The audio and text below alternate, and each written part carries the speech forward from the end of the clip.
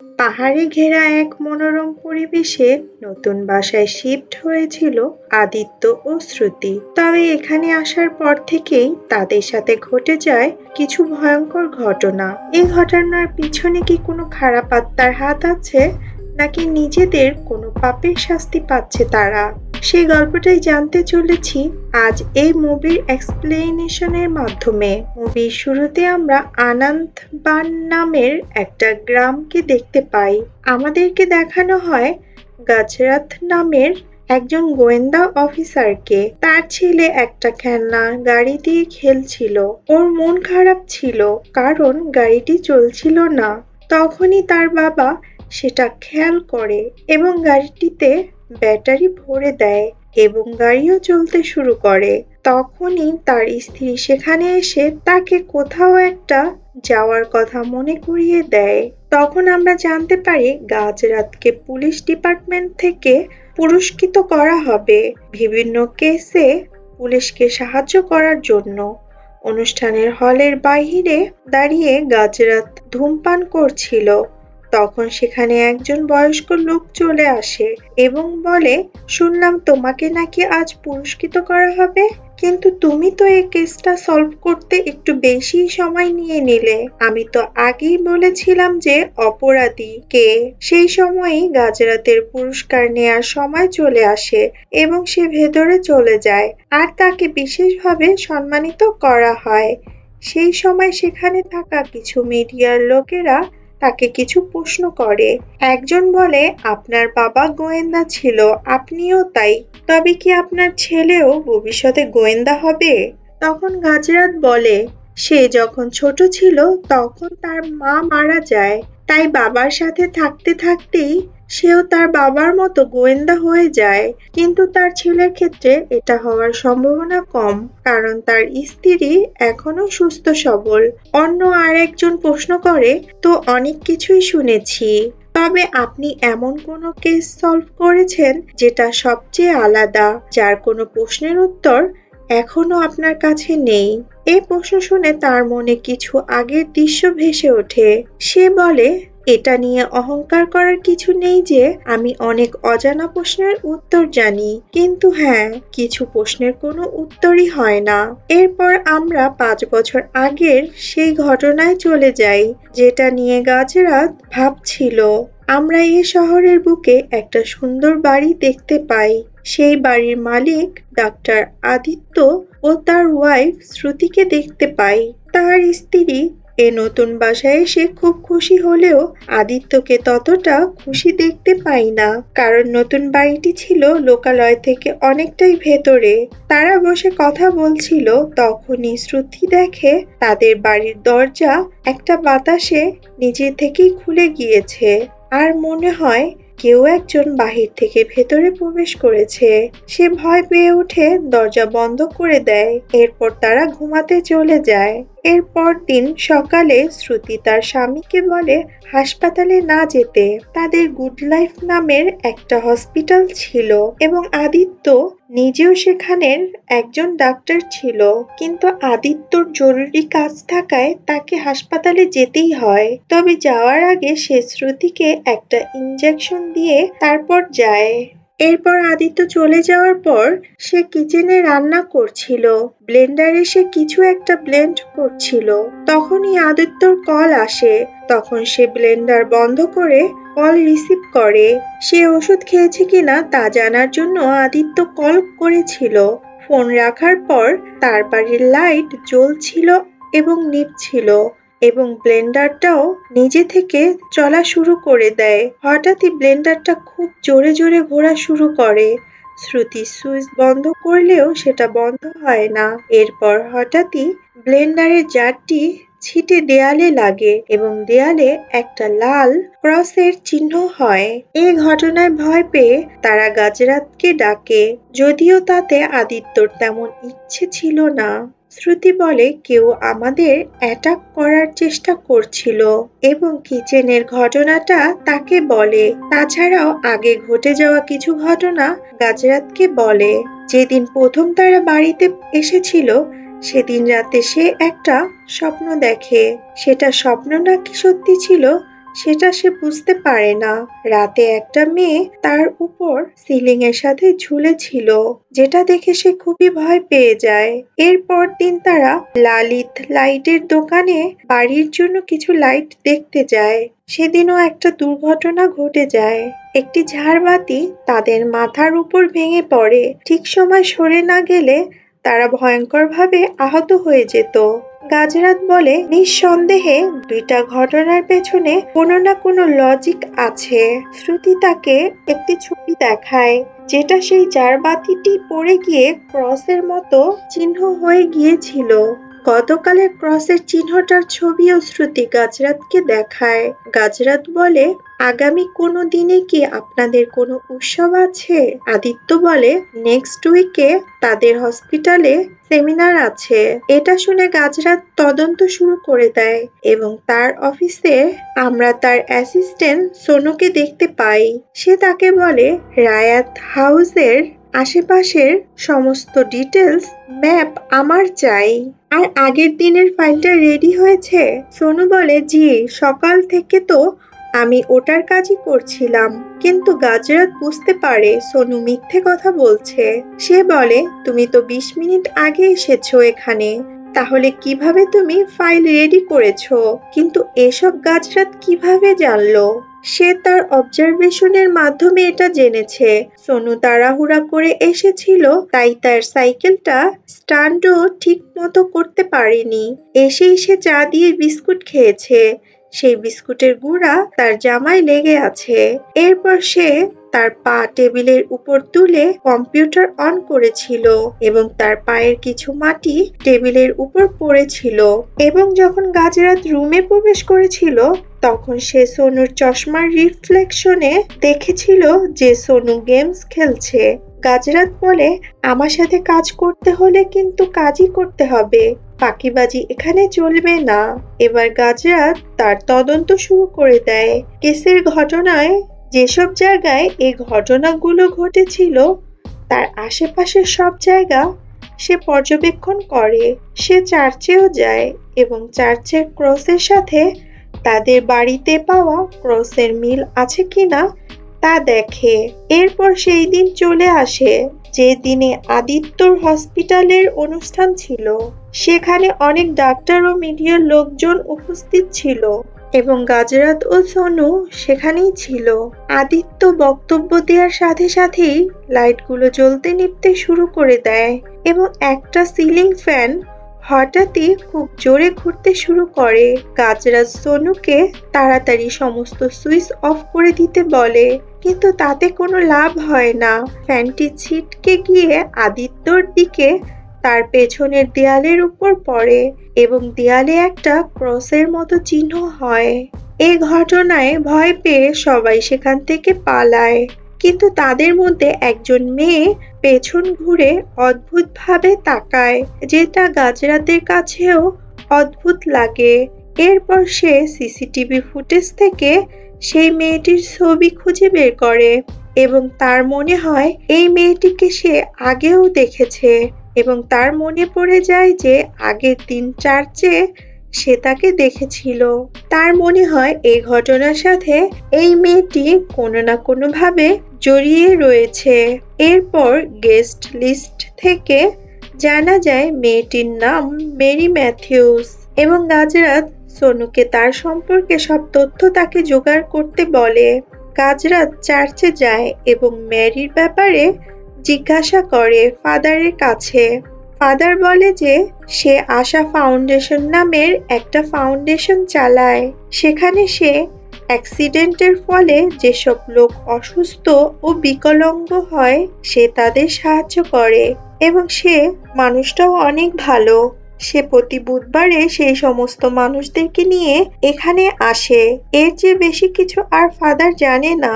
সোনু ও খোঁজ খবর নিয়ে এর চেয়ে বেশি কিছু জানতে পারে না, কারণ ম্যারির কোনো তথ্যই কোথাও নেই, এমনকি তার ফেসবুকেও কোনো আইডি নেই।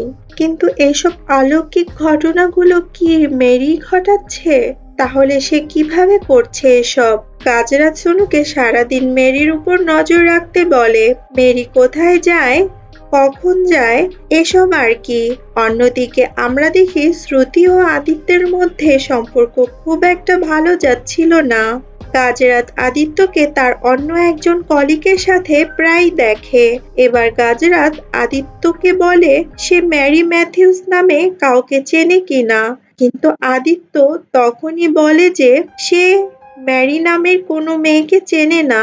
এবার সোনু ম্যারিকে ফলো করে তার সারা দিনের কাজের রুটিন বানিয়ে আনে। সে সকাল 9টার সময় ফাউন্ডেশনে যায়। 2 ঘন্টা সে লোকদের ফিজিওথেরাপি করায় এবং 11টা থেকে সে সবাইকে বই পড়িয়ে শোনায়। তারপর লাঞ্চ হয়। এরপর একটু টিভি দেখা। 3:30টার সময় তারা ছাদে ইয়োগা করে। এসব করে সে রাত 9টায় বাড়ি ফিরে আসে। এই সময় গাজরাতের মনে পড়ে লালিত হাউজের বিপরীত পাশেই হচ্ছে ম্যারির ফাউন্ডেশন, অর্থাৎ আদিত্য দম্পতির গায়ে জার বাতি পড়ার সময় ম্যারি কাছাকাছিই ছিল এবং ফ্যান খুলে পড়ার সময়ও ম্যারি সেখানেই উপস্থিত ছিল। কিন্তু ব্লেন্ডারের ঘটনার সময় তো শ্রুতি বাড়িতেই ছিল। তবে তখন ম্যারি কোথায় ছিল? সোনু বলে সেই দিনে চার্চে একটা অনুষ্ঠান ছিল আর ম্যারি তার লোকদের নিয়ে সেখানেই ছিল। গাজরাত তখন বলে আর চার্চটা শ্রুতির বাসা থেকে অনেক কাছেই ছিল। এসব কিছুর মাধ্যমে এটা তো বোঝাই যায় যে ম্যারি এই ঘটনাগুলো ঘটাচ্ছে। তবে কেন আর কিভাবে, এটাই আমাদের জানতে হবে। অন্যদিকে হসপিটালে ম্যারি একটা আহত ডগের ক্ষতস্থান বেঁধে দিচ্ছিল। তখন সেখানে গাজরাত চলে আসে ম্যারির সাথে দেখা করতে। ম্যারি বলে, বলেন কিভাবে আমি আপনার সাহায্য করতে পারি? গাজরাত বলে, আমি একজন গোয়েন্দা অফিসার। আমাকে আদিত্য দম্পতি হায়ার করেছে। গাজরাত আরো বলে, আপনি আদিত্য ও শ্রুতিকে কবে থেকে চেনেন? ম্যারি বলে, আমি তাদের চিনি না। তখন গাজরাত বলে, তাহলে আপনি সেমিনারে কেন গিয়েছিলেন? ম্যারি বলে, আমাদের ফাউন্ডেশন অনেক দিন থেকে কোনো হসপিটালের সাথে যুক্ত হওয়ার চেষ্টা করছে, এজন্যই আমি সেখানে গিয়েছিলাম। এরপর গাজরাত সোনুকে বলে, ম্যারি ও আদিত্যর মধ্যে কেউ হয়তো মিথ্যা বলছে। এরপর তারা দুইজন তাদের দুজনের উপর নজর রাখে। একদিন ম্যারি ও আদিত্য দুইজন রাস্তায় ধাক্কা খায়। তাদের দেখে এটা মনে হচ্ছিল যে তারা দুজন দুজনকে অনেক আগে থেকেই চেনে। গাজরাত দূর থেকে এসব দেখছিল এবং তাদের একটা ছবিও তুলে নেয়। এরপর আদিত্য তার গাড়িতে করে চলে যাচ্ছিল। তখন ম্যারির হঠাৎ কি যেন হয়। সে পাগলের মতো আদিত্যর গাড়ির পেছনে দৌড় দেয়। অনেক দূর পর্যন্ত সে তার পিছু করে, কিন্তু শেষ পর্যন্ত তাকে আর ধরতে পারে না। তার চোখে একটা প্রতিশোধের আগুন ছিল, যেন ও তাকে মেরে ফেলবে। এসব কিছুই গাজরাত দেখছিল। এরপর গাজরাত হসপিটালে গিয়ে আদিত্যকে আবার জিজ্ঞাসা করে যে তুমি ম্যারিকে কবে থেকে চেনো? আদিত্য আবার বলে, আমি বলেছিলাম যে আমি কোনো ম্যারি নামের কাউকে চিনি না। গাজরাত বলে, খুব সহজেই তুমি মিথ্যা বলতে পারো। বলো কি লুকাচ্ছ আমার কাছ থেকে? এক্সট্রা ম্যারিটাল অ্যাফেয়ার নাকি অন্য কিছু? আদিত্য রেগে বলে, প্রমাণ ছাড়া আপনি আমাকে এসব কিছু বলতে পারেন না। তখন গাজরাত ম্যারি ও তার ছবি দেখায়। এরপর আদিত্য বলে, তার নাম আঞ্জলি মালহোত্রা, বিশিষ্ট ব্যবসায়ী রাকেশ মালহোত্রার মেয়ে। আমরা ফ্যামিলি ফ্রেন্ডস। এরপর সে গাজরাতকে সেখান থেকে চলে যেতে বলে। এরপর গাজরাত অফিসে গিয়ে আঞ্জলি মালহোত্রার ব্যাপারে গুগল করে। তখন তার পুরো বায়োডাটা সামনে চলে আসে, যার চেহারা ম্যারির সাথে মিল ছিল, কিন্তু অনেক বেশি পার্থক্যও ছিল।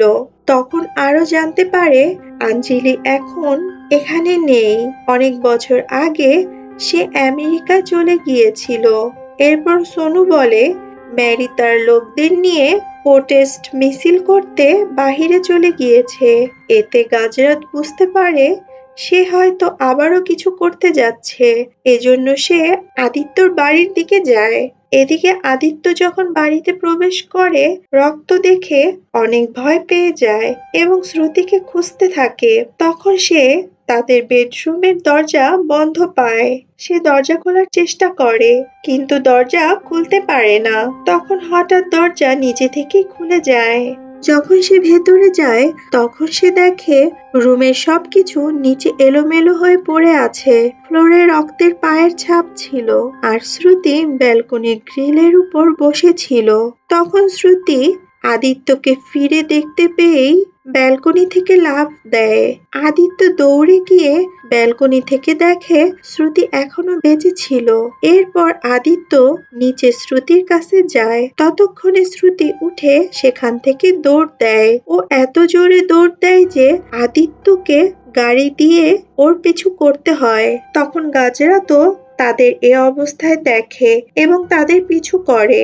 এরপর শ্রুতি দৌড়াতে দৌড়াতে জঙ্গলের মধ্যে চলে যায়। এরপর সে জঙ্গল থেকে বের হয়ে মেইন রাস্তার মাঝখানে দাঁড়িয়ে যায় আর পেছন থেকে একটা গাড়ি আসছিল। আদিত্য ওকে সরে যেতে বলে কিন্তু ও এটা শোনে না। ট্রাকটা তাকে মেরে ফেলবেই। তখন সেখানে গাজরাত এসে শ্রুতিকে বাঁচিয়ে নেয় এবং শ্রুতি জ্ঞান হারায়। আদিত্য শ্রুতিকে নিয়ে চলে যাচ্ছিল। তখন শ্রুতি গাজরাতকে হসপিটালের দিকে আঙ্গুল দিয়ে দেখায় কিন্তু গাজরাত বুঝতে পারছিল না যে ও কি বোঝাতে চাচ্ছিল।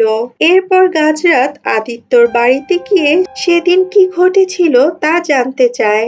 আদিত্য বলে শ্রুতি ডিপ্রেশনের রোগী, এ কারণেই আমরা এখানে শিফট হয়েছি। কিন্তু এখানে এসে আরো আজব ঘটনা ঘটছে। গাজরাত বলে আপনি কি জানেন আঞ্জলি কেন এখানে শিফট হয়েছে? আদিত্য বলে এটা আমি জানি না, কিন্তু এই ঘটনার সঙ্গে আঞ্জলির কি সম্পর্ক? তখন ডাক্তার শ্রুতির ট্রিটমেন্ট করে এসে বলে শ্রুতি এখন ঠিক আছে। আরো একটি খুশির খবর আছে, শ্রুতি মা হতে যাচ্ছে। কিন্তু এ কথা শুনে আদিত্য খুশি হতে পারে না। গাজরাত এটা বুঝতে পারে। সে তাকে বলে কি হয়েছে, আপনি খুশি হননি? আদিত্য বলে আজকের ঘটনায় আমি খুব চিন্তিত হয়ে আছি। আমি বুঝতে পারছি না কিভাবে আমি আবার এরকম কিছু হলে হ্যান্ডেল করব। এরপর গাজরাত আঞ্জলির বেস্ট ফ্রেন্ডের সাথে দেখা করতে যায়। তার বান্ধবীর কাছ থেকে জানা যায় ইউএসএ যাওয়ার আগেই আঞ্জলির অ্যাক্সিডেন্ট হয়েছিল। সেই রাতে তারা দুজন একটা পার্টিতে গিয়েছিল। সেখানে আঞ্জলি তার ক্রাশকে অন্য আরেকটা মেয়ের সাথে রুমে দেখে ফেলে। এজন্য সে অনেক মদ পান করে এবং অনেক কষ্টও পায়। এরপর সে রাগ করে একাই পার্টি থেকে চলে গিয়েছিল। 2 দিন পর সে আঞ্জলির বাড়ি থেকে জানতে পারে সেই রাতে ওর অ্যাক্সিডেন্ট হয়েছিল। ও সামান্য ব্যথা পেয়েছিল যেটা ভালো হয়ে গিয়েছিল। এরপর গাজরাত বলে আঞ্জলি কেমন মেয়ে ছিল? আঞ্জলির ফ্রেন্ড বলে ও তো অনেক সহজ সরল মেয়ে ছিল, ও তো কুকুরকেও ভয় পেত। তখন গাজরাত ভাবে ম্যারি তো কুকুরকে একটুকু ভয় পায় না, তো সে আঞ্জলি কিভাবে হতে পারে? এরপর সে সোনুকে দিয়ে আঞ্জলির অ্যাক্সিডেন্টের ফাইল আনায় হসপিটাল থেকে। অন্যদিকে আদিত্য শ্রুতির উপর রাগ করে বলে আমাদের মধ্যে এমন কিছু হয়নি যে তুমি প্রেগনেন্ট হতে পারো। তখন শ্রুতি ওকে মনে করিয়ে বলে যে আমার বার্থডের দিনে এসব হয়েছিল। আদিত্য বলে আমি তখন মদ খাওয়ার ফলে সজ্ঞানে ছিলাম না। ও শ্রুতিকে সেলফিশ বলে, যার কারণে শ্রুতি কান্না করে বলে এভাবে বলো না। তখন আদিত্য ফিরে দেখে শ্রুতি সেখানে ছিল না। ও দেয়ালের সামনে দাঁড়িয়ে নিজের মাথা দেয়ালে ঠুকতে ছিল। আদিত্য যখন শ্রুতিকে দেখতে যায় তখন শ্রুতি ওর উপরে হামলা করে। এরপর কোনোভাবে সে শ্রুতিকে ধাক্কা দিয়ে বিছানায় ফেলে তার হাত পা বেঁধে দেয়। কিন্তু শ্রুতি জোরে জোরে খাটটাকে নাড়াতে থাকে।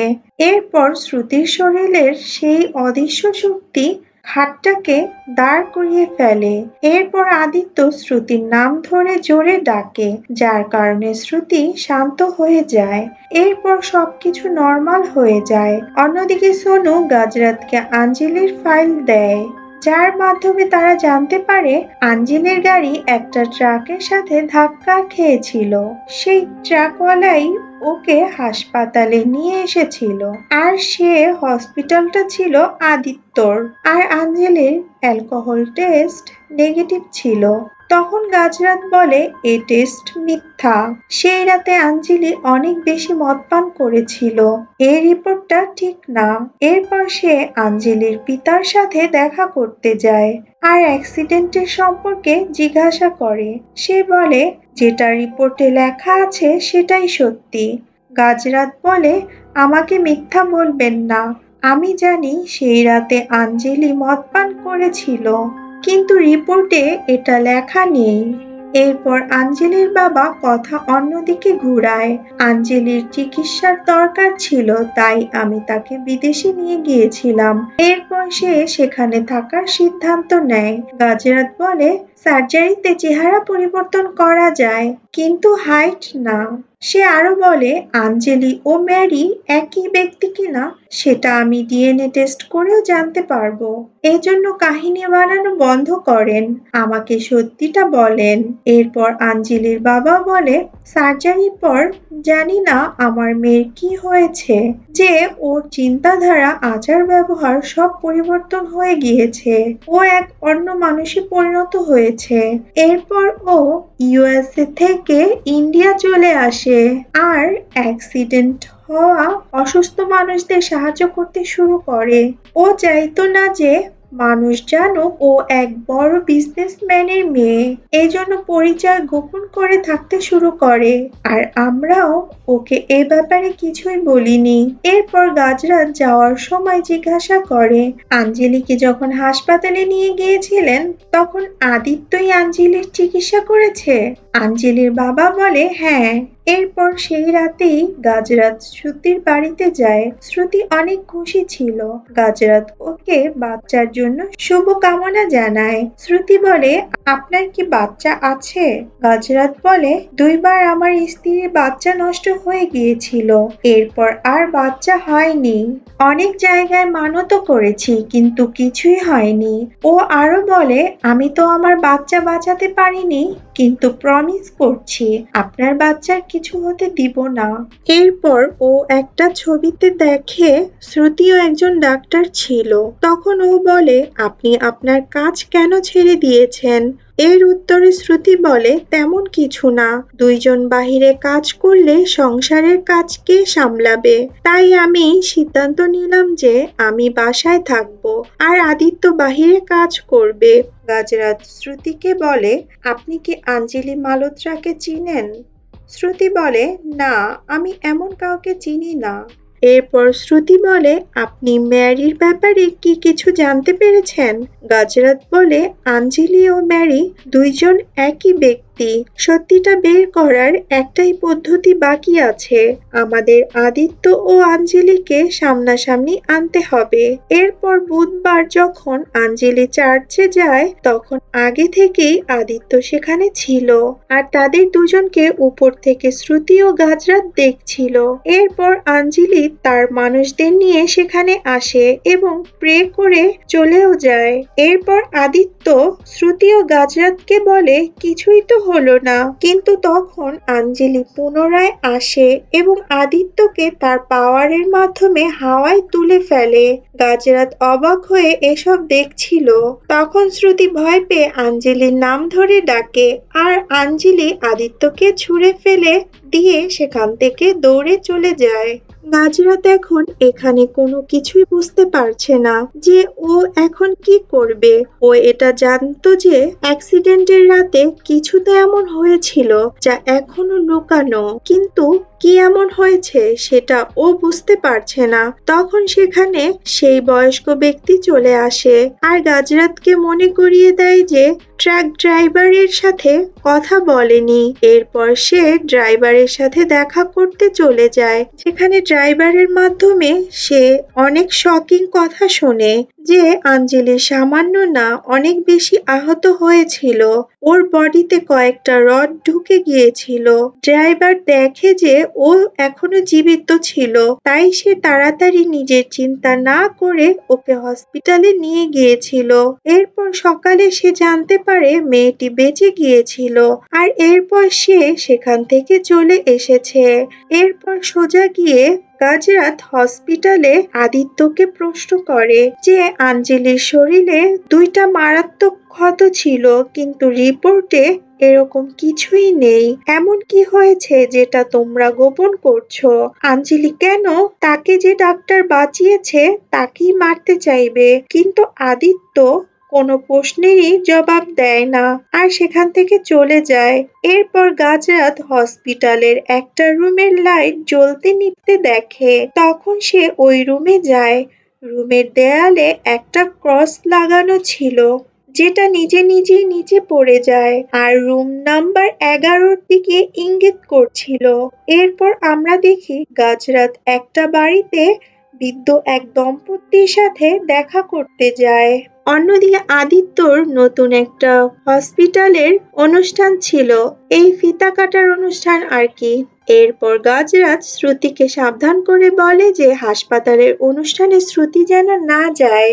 আঞ্জলি সেখানে অবশ্যই আসবে, কিন্তু শ্রুতি তার কথা ইগনোর করে এবং হাসপাতালে চলে যায়। সেখানে প্রধান অতিথি ছিল আঞ্জলির বাবা। গাজরাতও আগে থেকে হাসপাতালে ছিল। গাজরাত আঞ্জলির বাবাকে বলে, আজ আমি বুঝতে পেরেছি 25 বছরের এক সামান্য ডাক্তার কিভাবে হাসপাতালের মালিক হয়েছে। তখনই এই হাসপাতালের লাইট জ্বলতে নিভতে শুরু করে আর পুরো হাসপাতাল নড়তে শুরু করে। তখনই সেখানে আঞ্জলি চলে আসে। সবার প্রথমে ওর বাবার উপরে হামলা করে তাকে দূরে ছুঁড়ে মারে। এরপর আদিত্যর গলা চেপে ধরে টানতে টানতে শ্রুতির কাছে নিয়ে আসে। এরপর আদিত্যকে ছেড়ে শ্রুতিকে মারতে আসে। এর মাঝখানে এসে গাজরাত বলে, আমি শ্রুতিকে প্রমিস করেছিলাম যে তার বাচ্চাকে আমি বাঁচাবো। তখন আঞ্জলি গাজরাতের উপরই আক্রমণ করে ওকেও দূরে ছুঁড়ে মারে। এরপর শ্রুতির দিকে এগিয়ে যায়। শ্রুতি হাত জোড় করে ক্ষমা চায়, কিন্তু আঞ্জলি ওকে মাফ করে না। ওর চুল ধরে টেনে নিয়ে একটা রুমে চলে যায় আর ওকে একটা বেডের উপর আছড়ে ফেলে এবং সিজার নিয়ে ওকে মারতেই নেয়। তখনই সেই বয়স্ক দম্পতি এসে আঞ্জলিকে এমি নামে ডাকে, যার পর ও শ্রুতিকে ছেড়ে দেয়। এরপর গাজরাত এসে সবাইকে বলে সে আঞ্জলি ও ম্যারি কেউই না, তার নাম অ্যামি ওয়ার ম্যাথিউস, এই দম্পতির মেয়ে। এরপর অ্যামির আত্মা ওদের সত্যিটা বলতে বলে। তখন গাজরাত বলে, এমি এসব এজন্য করছিল যাতে তোমরা সত্যিটা সবাইকে বলো। এরপর শ্রুতি ও আদিত্য তাদের সত্যিটা বলার জন্য রাজি হয়। তখন তারা অ্যাক্সিডেন্টের সেই রাতের কথা বলে, যে অ্যাক্সিডেন্টে আঞ্জলির হার্ট ড্যামেজ হয়ে গিয়েছিল। এর কারণে আদিত্য আঞ্জলির বাবাকে বলেছিল যে ও আঞ্জলিকে বাঁচাতে পারবে না। এরপর আঞ্জলির বাবা বলে, তুমি যেভাবেই হোক আমার মেয়েকে বাঁচাও, আমি তোমাকে অনেক অনেক টাকা দিব।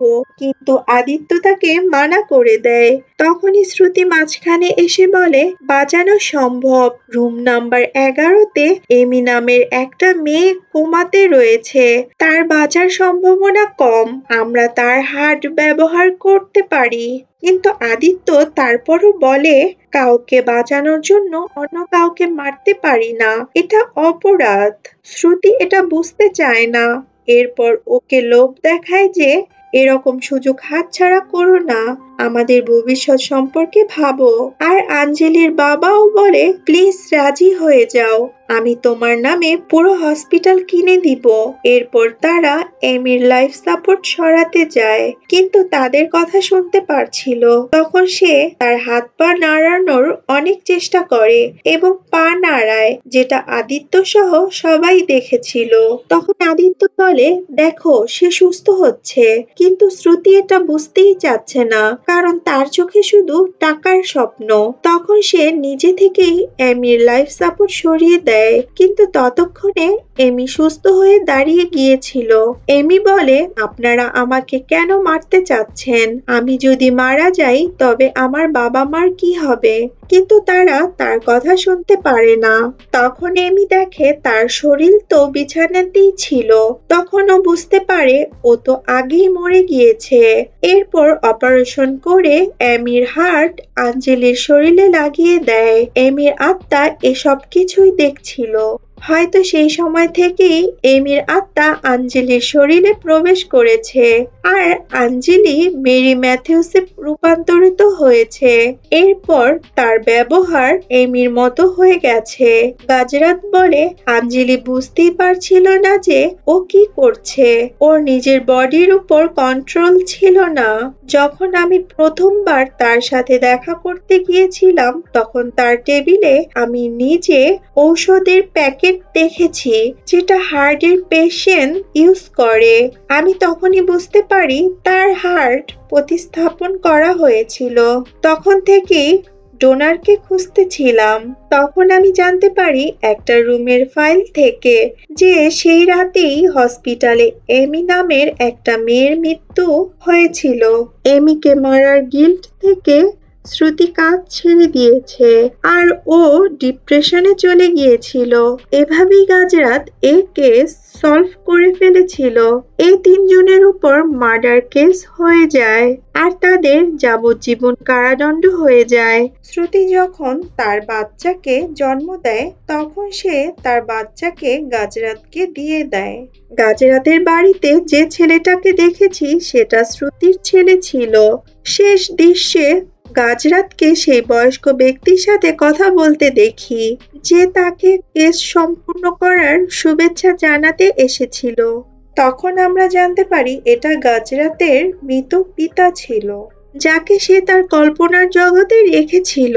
তো মুভির গল্পটা ভালো লাগলে আমাকে সাপোর্ট করার জন্য আমার চ্যানেলটা সাবস্ক্রাইব করতে ভুলবেন না। সবাই ভালো থাকবেন। Bye bye.